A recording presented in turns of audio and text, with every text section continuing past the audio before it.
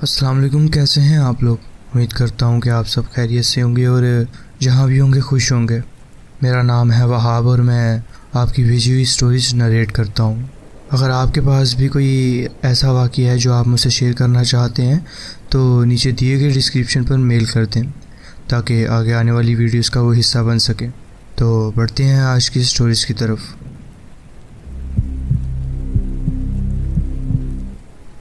अस्सलाम वालेकुम। मेरा नाम शर्जील है। ये कहानी लगभग 5 या 6 साल पहले की है, जब मैं अपनी तीसरी तसाहत में था।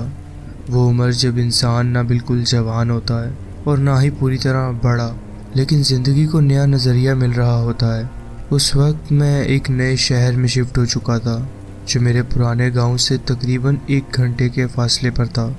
मेरा वो छोटा सा गांव जो पंजाब के पहाड़ी इलाके में बसा हुआ था, सिर्फ जगह ही नहीं बल्कि मेरी बचपन की यादों का अहम हिस्सा भी था। वहाँ की छोटी छोटी गलियाँ, मिट्टी की खुशबू, शाम को लौटती हुई गायें और गली के मोड़ पर खड़े हुए बुजुर्ग, सब कुछ मेरे जहन में ताज़ा है। उस रात एक पुराने दोस्त का फ़ोन आया। वो भी लंबे अरसे बाद गांव आया था और चाह रहा था कि हम मिलकर कहीं बैठें, गुफ्तगू करें, बीते दिन याद करें। मुझे ये तजवीज़ पसंद आई क्योंकि शहर की रोशनियाँ और मसरूफियात में मैं भी अक्सर अपनी असल यादों से दूर होता जा रहा था। इसलिए मैंने बिना सोचे वापस गांव जाने का फ़ैसला कर लिया। रात का वक्त था, ठंडी हवा चल रही थी और गांव की सड़कें शहर की तरह रोशनियों से भरी नहीं थी। मैं अपनी गाड़ी चलाते हुए उस पुराने इलाके की तरफ बढ़ रहा था जहां हर कोने से एक पुरानी याद जुड़ी थी। एक आम मुलाकात होने वाली थी, मगर मुझे बिल्कुल अंदाज़ा नहीं था कि उस रात मेरी ज़िंदगी का सबसे अजीब, सबसे खौफनाक तजुर्बा मेरा इंतज़ार कर रहा होगा। मैं अपने गांव पहुंचा और उस दोस्त से मिला, और खाने के बाद जब मैं वापस घर लौटने के लिए तैयार हो रहा था तो दिल एक अजीब सी उदासी महसूस कर रहा था। ये जगह मेरी बचपन की यादों से भरी हुई थी। हर गली, हर मोहल्ले का एक अपना ही मंजर था। पुराने दोस्तों की बातें, घरों से उठती रोटी की खुशबू और शाम को कहीं दूर से सुनाई देने वाली अजान, सब कुछ जैसे वक्त के किसी पुराने सफ़र का हिस्सा लग रहा था। ये इलाका शायद वक्त के साथ कुछ बदला हो, मगर उसकी रूह अब भी वैसी ही थी। इसलिए वापस निकलने से पहले मैंने सोचा कि थोड़ा इधर उधर घूमा जाए। शायद इधर उधर घूमा जाए, बस यूं ही बेमकसद। मौसम खिसा चल रहा था। वो फसल जब दरख्त अपने पुराने पत्ते गिराकर नया रूप लेने लगते हैं। हवा में एक हल्की सी सर्दी का एहसास था, लेकिन अभी अंधेरा पूरी तरह छाया नहीं था। सूरज डूब रहा था, लेकिन आसमान पर एक नरम सी, नारंगी सी रोशनी अब भी बाकी थी।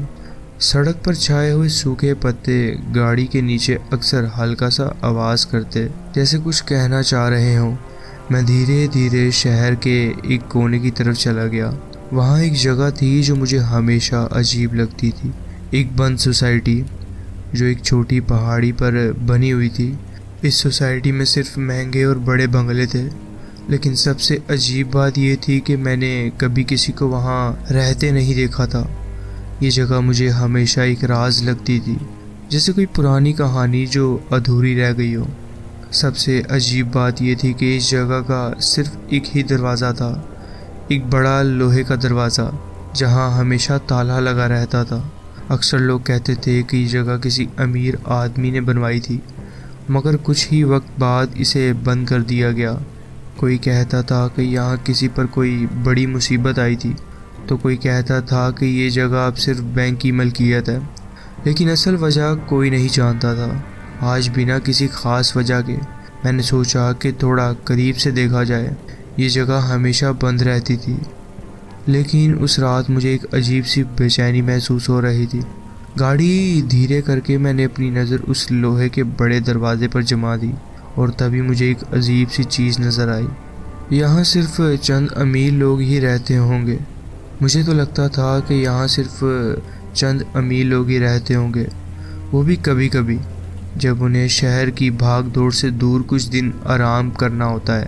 اسی وجہ سے زیادہ تر وقت یہ علاقہ سنسان رہتا تھا، نہ کوئی رہنے والا، نہ کوئی رات کو جاگنے والی روشنی، صرف بڑے بڑے بنگلے جو اندھیرے میں ایک عجیب سی بے جان تصویر لگتے تھے۔ لیکن اس رات جب میں اس جگہ کے پاس سے گزرا تو ایک عجیب منظر میری نظر میں آیا۔ وہ لوہے کا بڑا کالا گیٹ جو ہمیشہ بند رہتا تھا آج کھلا ہوا تھا۔ پہلی نظر میں مجھے اپنی آنکھوں پر یقین نہیں آیا۔ یہ گیٹ اکثر ڈسٹ کور رہتا تھا، جیسے سالوں سے کوئی اسے ہاتھ بھی نہ لگائے، اور آج وہ بنا کسی رکاوٹ کے کھلا ہوا تھا۔ ہوا ہلکی چل رہی تھی اور گیٹ کے ایک حصے پر لٹکتی زنجیر ہل رہی تھی، جیسے کسی نے اسے کچھ دیر پہلے ہی کھولا ہو۔ میرے اندر ایک عجیب سی بے چینی دوڑی۔ یہ جگہ ہمیشہ ایک راز رہی تھی، ایک بند کتاب جسے کبھی کھولا نہیں گیا تھا۔ آج جب وہ گیٹ کھلا تھا تو ایک اجنبی سی کشش محسوس ہو رہی تھی، جیسے کوئی مجھے بلانے کی کوشش کر رہا ہو۔ میں نے اپنی گاڑی آہستہ کی، سوچا کہ شاید کوئی نیا مالک آیا ہو یا پھر یہاں اب لوگ بسنے لگے ہوں، لیکن آس پاس کسی بھی گاڑی میں کوئی روشنی نظر نہیں آئی۔ ہر بنگلہ ویسے ہی ٹھنڈا اور اندھیرے میں ڈوبا ہوا تھا جیسے ہمیشہ سے تھا۔ دل میں ایک عجیب سی گھبراہٹ تھی، لیکن کیوریوسٹی زیادہ تھی۔ بنا سوچے سمجھے میں نے اپنی گاڑی اندر ڈال دی۔ جیسے ہی میں کمپاؤنڈ کے اندر گیا، ہوا کا ایک ٹھنڈا جھونکا میرے چہرے سے ٹکرایا۔ گاڑی کے ٹائر نیچے سوکھی پتیوں سے گزرے۔ ایک ہلکی سی کرنچ کی آواز نے ماحول کو اور بھی بے چین بنا دیا، اور اوپر سے ایک چاندنی سی بھری رات، ایک سنسان جگہ اور اندر چھپا ایک راز جسے میں جانے بغیر رک نہیں سکتا تھا۔ میں نے سنا تھا کہ اس پہاڑی کے اوپر ایک چھوٹی سی جھیل بھی ہے جو انسانوں نے بنائی تھی، ایک آرٹیفیشل لیک جو شاید کبھی یہاں آنے والے لوگوں کے لیے ایک مزیدار جگہ بنائی گئی ہو، مگر کیونکہ یہ جگہ اکثر بند رہتی تھی مجھے شک تھا کہ کوئی وہاں آج بھی جاتا ہوگا۔ مگر پھر بھی مجھے ایک بے چینی سی ہو رہی تھی جو مجھے اس جھیل تک لے جانے کے لیے مجبور کر رہی تھی۔ راستہ ٹیڑھا میڑھا اور پتلا تھا، جدھر سے صرف ایک گاڑی گزر سکے۔ ہر موڑ پر ایک عجیب سا سناٹا تھا، اور صرف میری گاڑی کے ٹائرز کی آواز ماحول کو توڑ رہی تھی۔ راستے کے دونوں طرف بڑے اور مہنگے بنگلے تھے، جنہیں دیکھ کر یہ اندازہ ہوتا تھا کہ کبھی یہ جگہ کسی رچ کمیونٹی کے لیے ڈیزائن کی گئی ہو۔ لیکن آج یہ تمام بنگلے بے جان لگ رہے تھے۔ کسی بھی گھر کی کوئی روشنی نہیں تھی، نہ کوئی بالکنی سے جھانکتا انسان، نہ کوئی دروازہ کھلا۔ ایسے لگ رہا تھا جیسے یہ جگہ صرف تعمیر ہوئی ہو، مگر کبھی اس میں زندگی بسی نہ ہو۔ 15 منٹ کی ڈرائیو کے بعد میں پہاڑی کے سب سے اونچے حصے پر پہنچ گیا، اور ہاں، وہاں واقعی ایک چھوٹی سی جھیل تھی۔ جھیل کا پانی بالکل بے حرکت تھا، جیسے اس پر کوئی لہریں چلتی ہی نہ ہوں۔ چاند کی روشنی اس کے سفید پانی پر ایک عجیب سی چمک پیدا کر رہی تھی، جو ایک پل کے لیے خوبصورت بھی لگ رہی تھی اور ایک پل کے لیے عجیب اور بے جان بھی۔ اس کے ارد گرد ایک چھوٹی سی ریٹی کی پتری تھی، جس میں سے ہوا چلنے پر ہلکی سی سرسر کی آواز آ رہی تھی۔ یہ جگہ عام جھیلوں کی طرح نہیں تھی، جہاں چھوٹی چھوٹی چھتریاں ہوتی ہیں یا لوگ گھومتے نظر آتے ہیں۔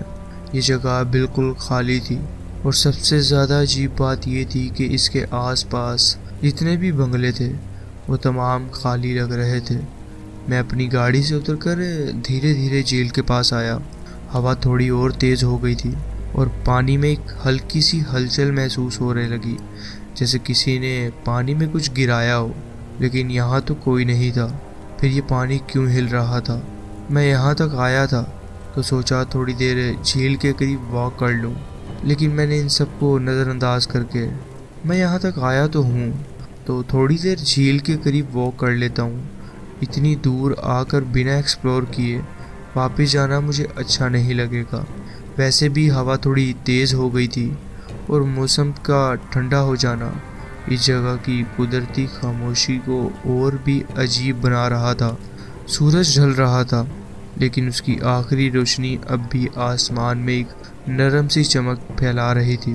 ہر طرف ایک گہری خاموشی تھی، لیکن یہ وہ سکون والی خاموشی نہیں تھی جو دل کو شانت کرے۔ یہ وہ خاموشی تھی جو انسان کے اندر ایک عجیب سی بے چینی، ایک ہلکا سا ڈر پیدا کر دیتی تھی، جیسے کوئی چھپا بیٹھا ہو، دیکھ رہا ہو مگر سامنے نہ آئے۔ یہ جگہ بالکل ویران لگ رہی تھی، نہ کوئی انسان، نہ کوئی جانور، اور نہ ہی کسی کی آواز۔ یہ بھی عجیب بات تھی، کیونکہ ایسے علاقوں میں اکثر کہیں نہ کہیں کوئی کتا یا بلی ضرور ہوتے ہیں۔ کبھی کوئی دور سے آواز دیتا ہے، کبھی پرندوں کی چہ چہ سنائی دیتی ہے، مگر یہاں کچھ بھی نہیں تھا۔ صرف ہوا میں جو آواز تھی وہ، اور جھیل کے پانی کی بے حرکت سطح۔ جب میں جھیل کے پاس گیا تو محسوس ہوا کہ مٹی ابھی بھی نمی نمی سی تھی۔ پہلے تو یہ بات سمجھ نہیں آئی، مگر پھر یاد آیا کہ صبح بارش ہوئی تھی۔ مجھے تسلی ہوئی کہ شاید اس وجہ سے مٹی گیلی ہے، ورنہ مجھے لگا تھا کہ یہاں کوئی آیا تھا۔ جب میں ریڈ پر چلا تو مجھے پاؤں کے نشان دیکھ کر ایک عجیب تسلی محسوس ہوئی۔ ہر ایک نشان بالکل صاف اور واضح تھا، جیسے ابھی ابھی کوئی یہاں سے گزر رہا ہو۔ یہ سب دیکھ کر مجھے ایک ہلکی سی ہنسی آئی، شاید کیونکہ میں خود بے وجہ ڈرنے کی کوشش کر رہا تھا۔ لیکن اگلے ہی پل مجھے ہلکا سا ڈر محسوس ہوا۔ بے چینی ایک عجیب سی گھبراہٹ میں بدل گئی۔ میں نے اپنے پاؤں کے نشانوں کے پیچھے دیکھا، سب کچھ نارمل لگ رہا تھا، لیکن پھر ایک عجیب چیز نظر آئی۔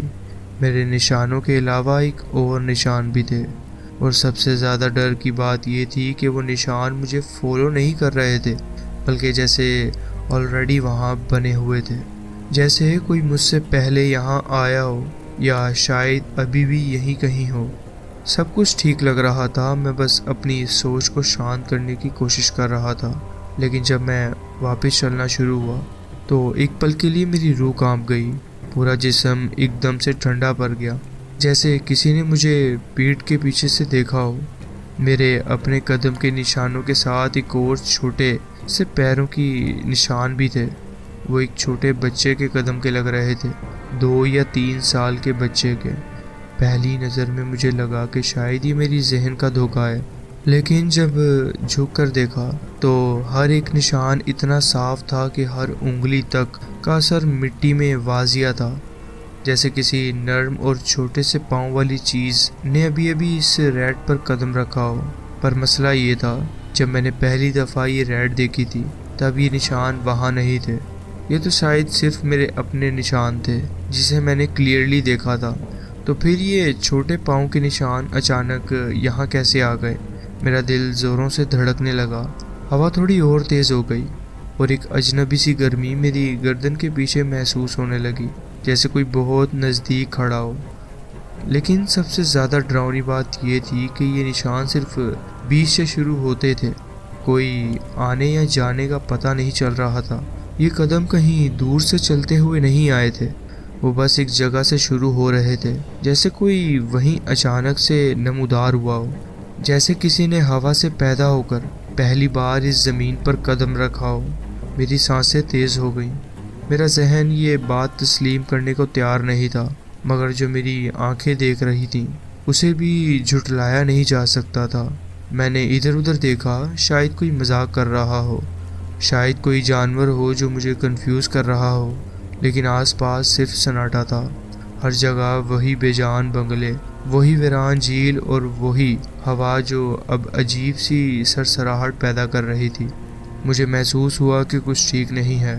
یہ جگہ صرف ایک خوبصورت جھیل نہیں تھی، یہاں کچھ اور بھی تھا، کچھ جو مجھے دیکھ رہا تھا، کچھ جو شاید چاہتا تھا کہ میں اس کا ہونا محسوس کروں۔ میں نے اپنے دل کو تسلی دینے کی کوشش کی، دماغ کو یہ سمجھانے لگا کہ شاید کوئی بچہ یہاں بنا جوتے چلا ہو سکتا ہے کہ کسی غریب مزدور کا بچہ ہو، یا شاید کوئی فیملی دن کے وقت یہاں گھومنے آئی ہو اور بچے نے یہ ننگے پاؤں کے نشان چھوڑ دیے ہوں۔ لیکن ایک سوال مجھے اندر ہی اندر پریشان کر رہا تھا، اگر یہ نشان کسی بچے کے تھے تو پھر یہ پہلے کیوں نہیں تھے؟ اور اگر کوئی بچہ یہاں آیا بھی تھا تو وہ ہے کہاں؟ میں نے ادھر ادھر دیکھا، میں نے ذرا زور سے آواز لگائی، کوئی ہے؟ لیکن ہوا کے سوا کوئی جواب نہیں آیا۔ یہ اور بھی عجیب تھا کیونکہ اگر کوئی انسان یہاں ہوتا تو اس کی کوئی نہ کوئی آواز آتی، کسی سانس لینے کی آواز یا پھر کوئی ہلکا سا اثر، پر یہاں تو سب کچھ بالکل سناٹے میں ڈوبا ہوا تھا۔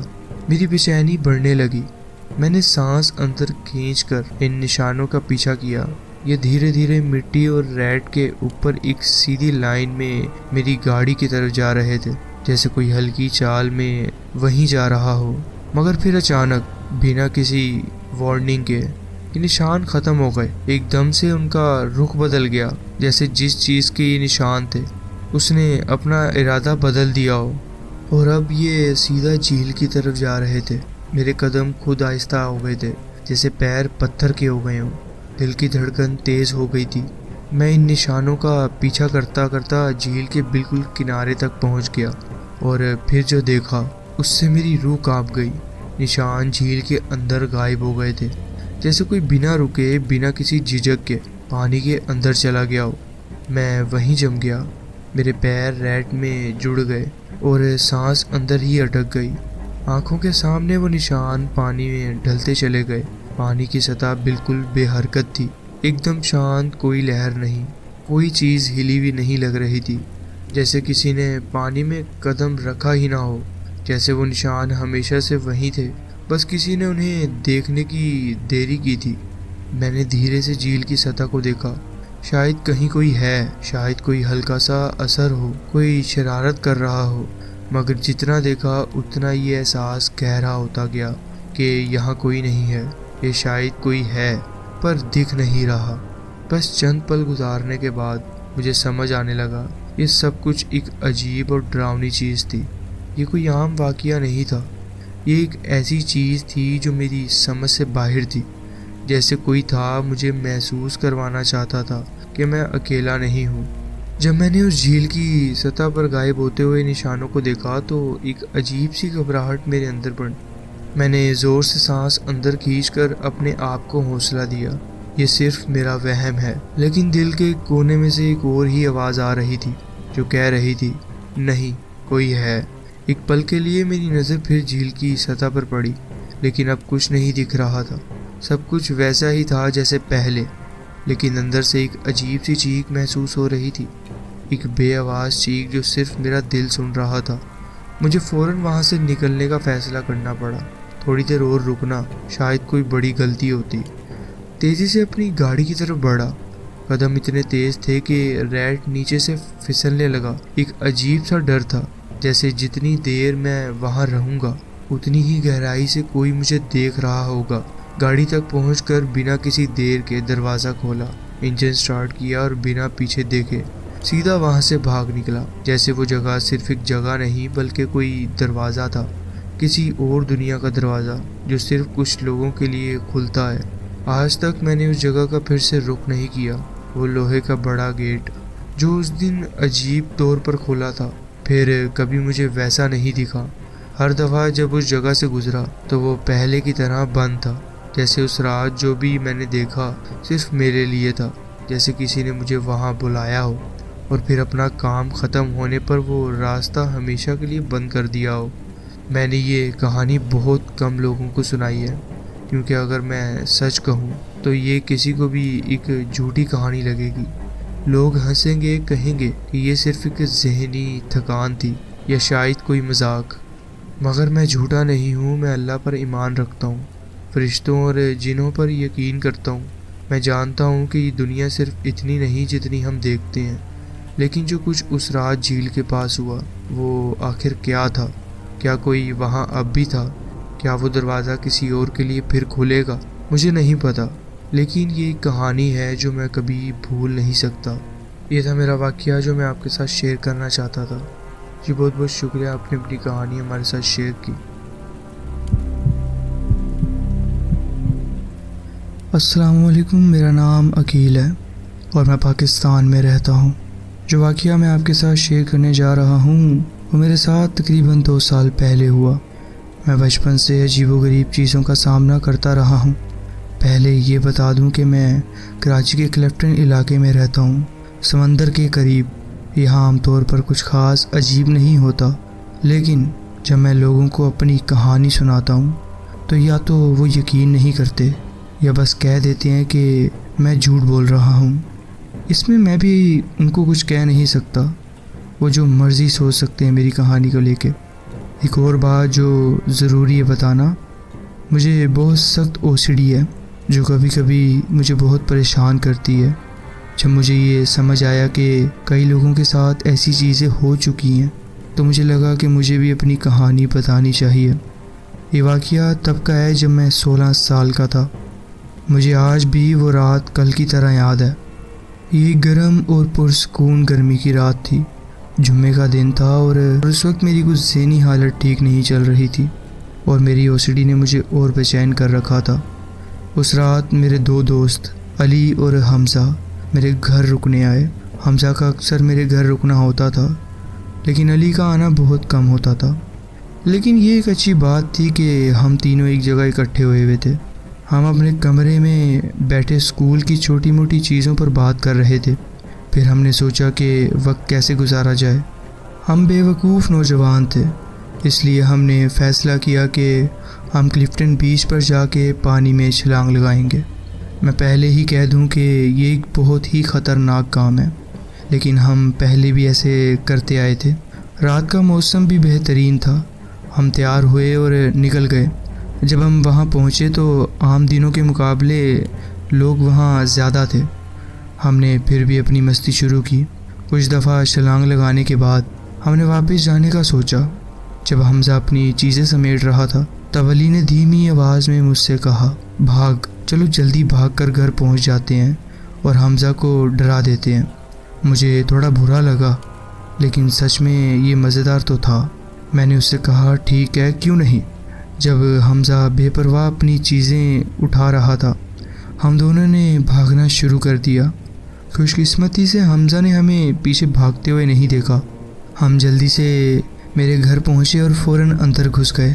علی نے جلدی سے دروازہ بند کیا اور بولا، چل صوفے کے پیچھے چھپ جاتے ہیں۔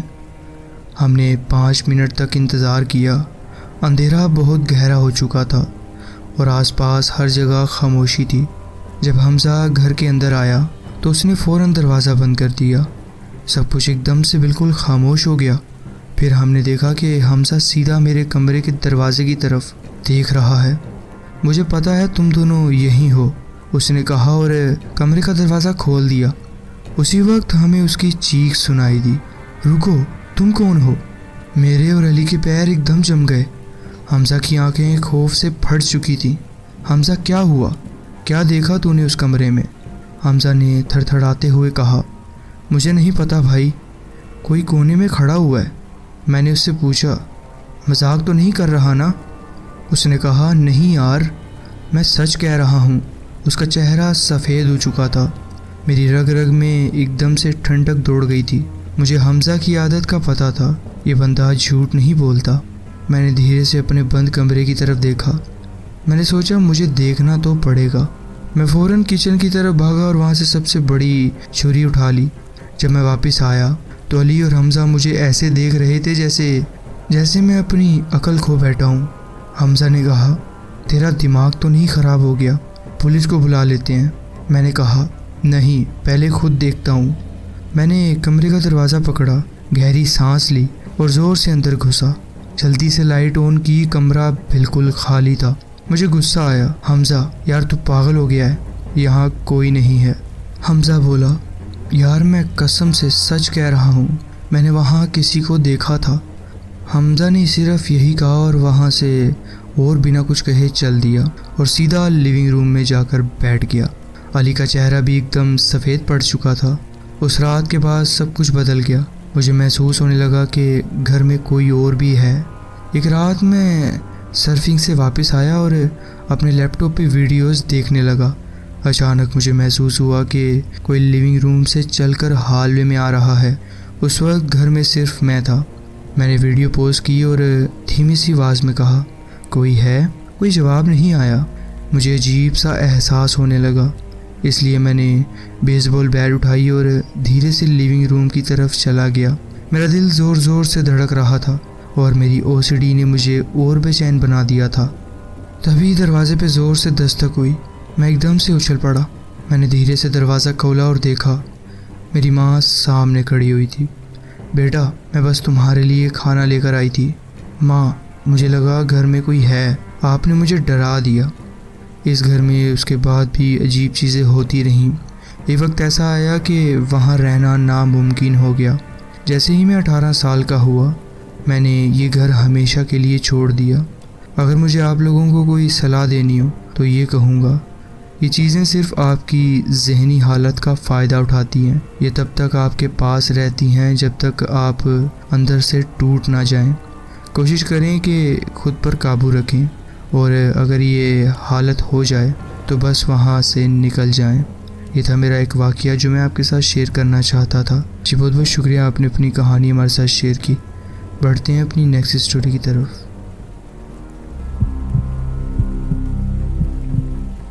السلام علیکم، کیا حال ہے آپ کا؟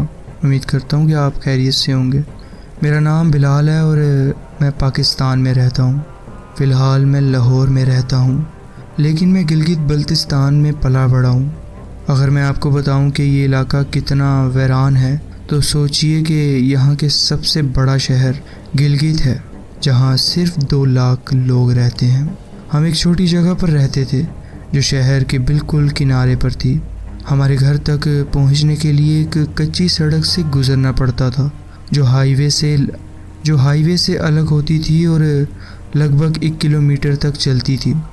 پھر ایک کھلا میدان آتا تھا جہاں ہمارا گھر تھا۔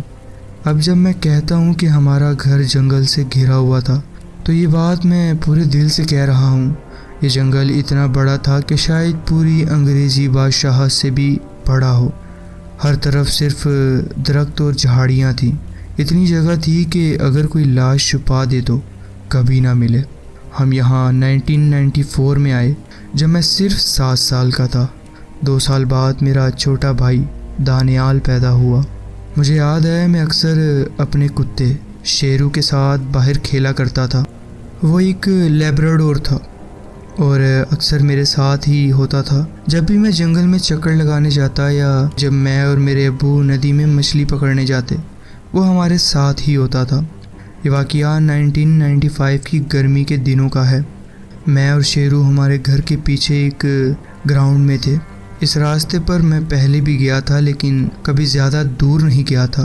صرف 5 منٹ چلنے کے بعد شیرو عجیب سی حرکت کرنے لگا۔ اس نے گڑگڑانا شروع کر دیا۔ میں اس سے پوچھتا رہا کہ شیرو کیا ہوا؟ اس نے مجھے عجیب نظر سے دیکھا اور پھر سیدھا گھر کی طرف بھاگ گیا۔ شیرو واپس آؤ، میں زور سے چیخا لیکن کوئی فائدہ نہیں ہوا۔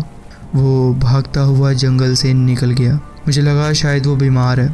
میں صرف 7 سال کا تھا جب، اس لیے میں نے اس بات کو ایک خطرہ نہیں سمجھا اور اس راستے پر چلتا رہا۔ کچھ اور منٹ چلتے چلتے مجھے واپس جانے کا خیال آیا۔ شیرو کے بنا میں بہت زیادہ آگے نہیں جانا چاہتا تھا۔ میں نے جھک کر ایک لکڑی اٹھائی اور میدان کی مٹی میں ایک بڑا ایکس بنا دیا تاکہ جب بھی واپس آؤں تو مجھے یاد رہے کہ میں کتنی دور تک آیا تھا۔ جب میں مڑ کر واپس جانے لگا مجھے کچھ عجیب دیکھا۔ مجھے لگا کہ مجھ سے لگ بھگ کچھ کافی دور درختوں کے بیچ ایک لڑکی کھڑی ہے۔